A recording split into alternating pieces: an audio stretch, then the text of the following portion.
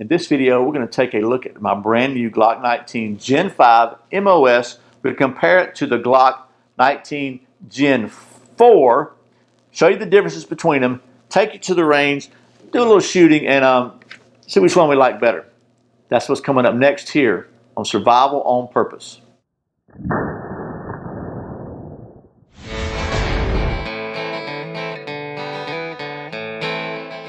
Welcome back to Survival on Purpose, your home for information and gear reviews related to camping, survival, and general preparedness for regular folks. My name's Brian. Thanks for joining me. So as I said in this video, we're going to compare the Glock 19 Gen 5 MOS model with the my Glock 19 Gen 4, just standard model. I'm not going to talk so much about the MOS part of it, it's just about the features of it. But the MOS is important to me, and that's the reason I bought this pistol. I've been carrying the Glock 19 Gen 4 for a couple of years since I traded in my 40 caliber for it. And you may recall recently I put the big dot sights on here.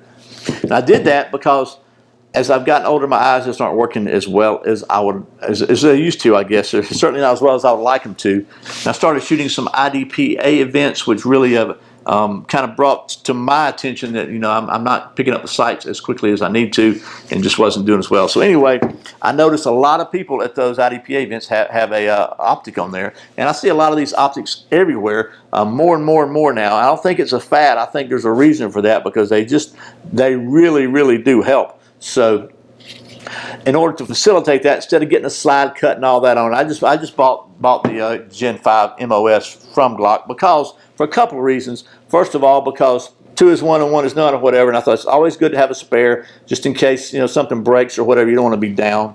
And then 2, there's some big improvements on this Gen 5 that I thought were worthwhile, so that's always good to have. And plus, I wanted to be able to put this RMR on here because I was hoping it was going to help me, and as you'll see in the range footage, it did a pretty good job. I think it really did help my ability to get rounds on target faster. So anyway, having said all that, I would like to take just a second to point out that you may have seen some sponsorships for Big Daddy Unlimited on the channel before, and you may have questioned whether it's worth the $10 a month. I think it's what the membership costs. You know, it's 99 cents for the first 30 days, and then it's $10 a month after that. And the premise is that, you know, that you can buy stuff at a really good discount, a good deal.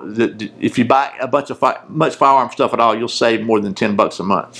So when I decided to get one of these, the first place I checked was my local gun store, shooting range, where I do all my shooting, and I'm a member there. They're great folks. They usually have pretty good prices, and the price on the Gen 5 MOS was somewhere in the neighborhood of like $650, $660. And they didn't even have one in stock. So I started looking on the internet. I found them several places for $620. Sportsman's Guide actually had them for $599, which was the second best price I found. But I bought this from Big Daddy Unlimited because I'm a member. I pay my $10 a month just like everybody else. And my price on this was $573.99.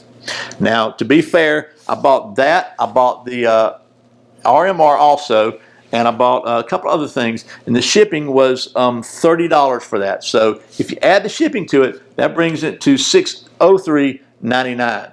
So, but anywhere else you're going to buy online, you're going to have shipping too. Plus, I had to pay $25 for the FFL transfer, so that brings it to what, $528? Say $530. Say that. But anywhere you buy anything online, you're going to have to pay the transfer fee. So anyway, even all the shipping and transfer and all that, I still saved $30 over what it would cost me to buy it from my local store.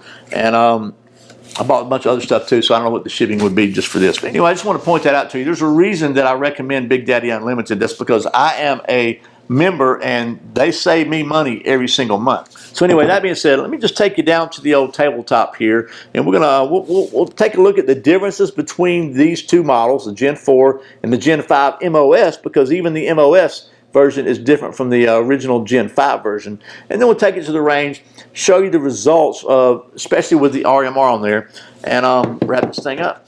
Okay, first of all, just to show you, no magazine, we're empty. We're empty, okay? So this is the Gen 4, this is the Gen 5. So obviously, the first very noticeable difference is the Gen 4 has these finger grooves, The Gen 5 doesn't. It just has stippling all the way around. And a lot of people complain about these grooves. They never bothered me. They seem to fit my hand okay, but a lot of people don't like those. So that's the first obvious difference. So we're going to go ahead and shut this now. You just saw another difference. If you look, the slide stop on the Gen 4 is on the left side. The slide stop on the Gen 5 is not only ambidextrous, is on the right and the left, but it's also, I don't know if you can see that. Let me see if you can see that. It sticks out a little bit more. There's the Gen 4. You can see it's pretty flat. This one is a little, sticks out a little more. I don't know if you can even see that, but it does stick out a little bit more. Gives you a little better purchase in case you want to use that to release the slide. And it's not a slide release, it's actually a slide stop. But I know a lot of people train to, when they put a new mag in, they release it like that. And this one is, the Gen 4 is a little less protruding, so to speak. So if that, I don't do that. I train to do that. But so anyway, that's another big difference is the ambidextrous slide stop. You can see also the Gen 5 has the front serrations, and the Gen 4 does not. So there's that. The other visible difference is that, especially on the front, you can look at the barrel is much more relieved. That one's got like a big angle there. That was more squared off in the Gen 4. You know, that just helps it a little easier to holster and unholster. The other obvious big difference is that the MOS has a milled area already here, milled and tapped, with a little cover plate that comes with it. It's gone now, but it's off, to where you can mount an optic of different types of optics. In this case, I chose to mount an RMR from Trijicon. And then finally, look at the mag wells. You can see the Gen 5 MOS is kind of a flared mag well. Now, this is not like a competition flare that's huge, but it is enough so that it really does kind of help when you get your mag in. So as far as other visible differences, the Gen 5 has the orange follower in the magazine. And what's cool about that is that when you do run empty, you can just see it. It just shows right there. You can take a quick glance. You know you're empty, as opposed to the black one. It just doesn't show empty as easily. So that's just a good visible indication that, hey, this gun's empty. So there's that. There's several internal differences that I'm not enough of a gunsmith to know about. You can look at the back, and you can kind of see there's a little differences there. I don't really know what's what, to be honest with you. I'm not a Glock armorer, but the trigger seems to be a little bit better, but it's not we're not legal. Okay, but if you do the trigger press, it feels a little smoother to me than, yeah, it feels a lot smoother actually. Yeah, so this trigger does feel a lot better. The other biggest difference is the Gen 5 features a Glock marksman barrel, so it's supposed to be a more accurate barrel than any they've had before. They still are polygonal rifling, so they still say no lead bullets, only jacketed bullets. But there's that. That's all the differences. Now, one thing that was different from the regular Gen 5 that I shot a couple years ago when I was at a training class at Tactical Response is it had a scallop, like a cutout right here out of the grip, the front of the grip. And what that was supposed to be for was so that it gave you a little cutout right here where you could snag that magazine. If it wouldn't come out, you could snag it on your belt or whatever. And if you had a malfunction, they did away with that because a lot of people were complaining because it could pinch your hand if you're slamming the mag in. Ask me how I know. And then if you're shooting a lot, like at a training class or whatever, you shoot several hundred rounds through there, it winds up, it's not very comfortable on your hand. So there's all that. So let's go to the range and see if any of that translates into an improvement in my shooting. Okay, first group I shot was at 21 feet.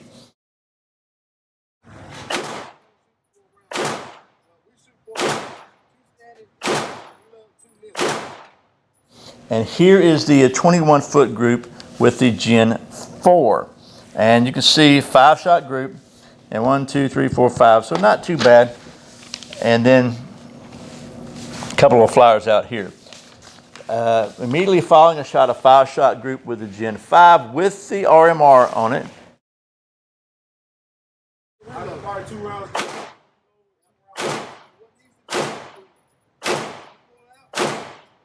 And this is it here. So 21 feet, a lot better. And that wasn't super fast or super slow, just kind of medium speed shooting. Then we went to 50 feet. This is Gen 4 at 50 feet. And you can see I'm pulling everything left a little bit on this one. So I think that was me jerking the trigger a little bit, but about a 5-inch group. Then the Gen 5 at 50 feet, I had a nice little flyer over here and 4 more kind of in the head. So there's that. So then I went back to 25 feet. I want to see how fast I could get on target and you know, put rounds down pretty quickly.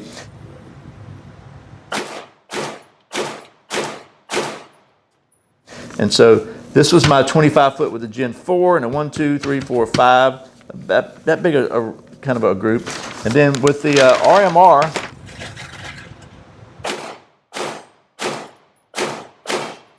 then with the Gen 5 with the RMR at 25 feet, as fast as I could shoot, and I don't mean I bam, bam, bam, bam, bam, but as fast as I could shoot and get back on target.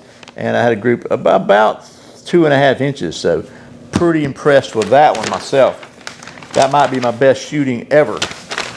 So then I decided I want to do just a full mag with the Gen 4 as fast as I thought I could reasonably come close to hitting the target. This is at 25 feet.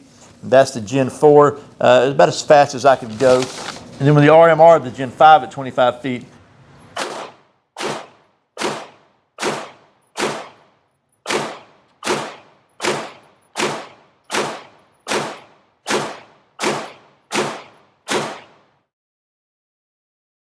Got a much smaller group there. Okay, as you saw, I'm not in danger of winning any marksmanship awards, but the question is, did the Gen 5 with the RMR improve my shooting? And I have to say, I really think it did. So obviously, I think the biggest factor is the RMR. It did help me get on target faster. With the eyes and the glasses and everything else, I think it made a huge difference. But also, I have to say, I think the trigger in this one is significantly better. Look, it's still a Glock, okay? It's still got a Glock trigger, but it is a better Glock trigger, in my opinion, than the Gen 4. Just a little bit smoother, a little less, it just seemed a little slicker. So if you've been wondering whether or not the whole red dot on the pistol is something you want to explore further, from my viewpoint, I would encourage it. I probably put 100 rounds through it so far, but I can tell a significant difference. I can tell that I can get on target faster. I can and I don't know, again, I don't know if it's the trigger. Maybe the barrel has something to do with it. All I know is I'm glad that I got this. I think it's going to improve my ability to shoot better and to defend myself and my family better. And that's the bottom line. This is going to be my everyday carry pistol. And I've got the hog holsters, RMR compatible holster for it already. So I'm looking forward to taking this thing next to the IDPA and see if I can get my score from being last place to maybe second or third from last. Anyway, so I hope this has been helpful. And once again, if you buy any amount of firearms related stuff or knives or tactical gear or anything like that, I really encourage you to check out Big Daddy Unlimited. I mean, you can check it out for 99 cents for 30 days, and if you don't like it, cancel it. But I've checked some prices on the internet, and I seriously save more than my $10 monthly membership every single month. So anyway, that's my 2 cents. I hope this has been helpful. As always, thanks for watching Survival on Purpose. Thanks for subscribing, for clicking that like button, and for sharing this video with your friends. And thanks for shopping with the channel sponsors listed in the video description. Many of them have coupon codes, and all of them are companies I know and trust, and I really appreciate your support. Once again, my name's Brian. You're watching Survival on Purpose. Remember, survival's not an accident, so be prepared. I'll see you next time.